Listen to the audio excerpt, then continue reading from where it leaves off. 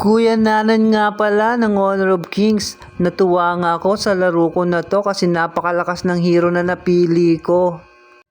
Ang pangalan nga pala ng hero na to ay Daji. Pag nahuli ka nga ng second skill nito sabay ulti, talaga namang meron kang kalalagyan. Dito nga napatakbo ako kasi kinulang yung damage ko. Ayan na, hinahabol na ako. Talaga namang nanginginig ako sa takot niyan. Kaunti na lang natira sa buhay ko. Kaya nga pagbalik ko, talaga namang binuhos ko na lahat ng galit ko. At nakita ko nga itong mama, nakakaunti na lang yung buhay. Kaya nga hinabol ko siya.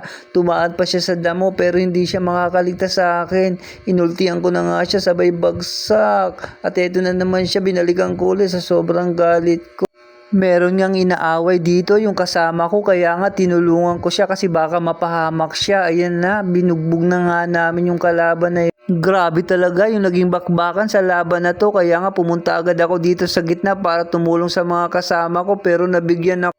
Kaya nga sabi ko sa sarili ko, pagbalik ko babawian ko talaga kung sino yung dumali sa akin. Kaya nga nakabawi na ako at ito pa, sa sobrang galit ko lahat na dinamay ko.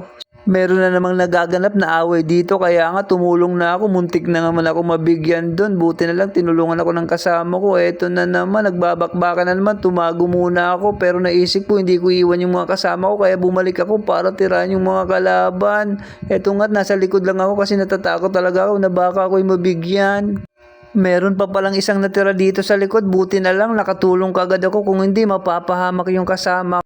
Heto na naman yung hero na may mga alagang unano kaya nga pinasok namin. Tapos heto na naman may bakbakan na naman. Ay, heto na naman nga talaga naman. Buti na lang malakas na yung mga kakampi ko kaya nga muntik nang maubos yung kalaban. Kaunti na lang natira sa buhay ko kaya nga umuwi muna ako. Ay hindi pala, bumalik pala ako dito kasi nga nakita ko meron pang dalawang kalaban. Nung pagdating ko nga wala na yung isa kaya nga isa na lang yung dali ko. Kaki.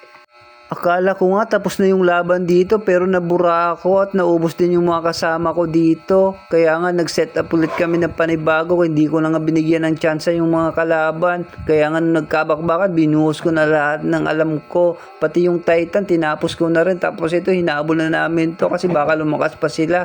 Matalo pa kami. Binuhos ko na nga lahat dito hanggang sa deep pit.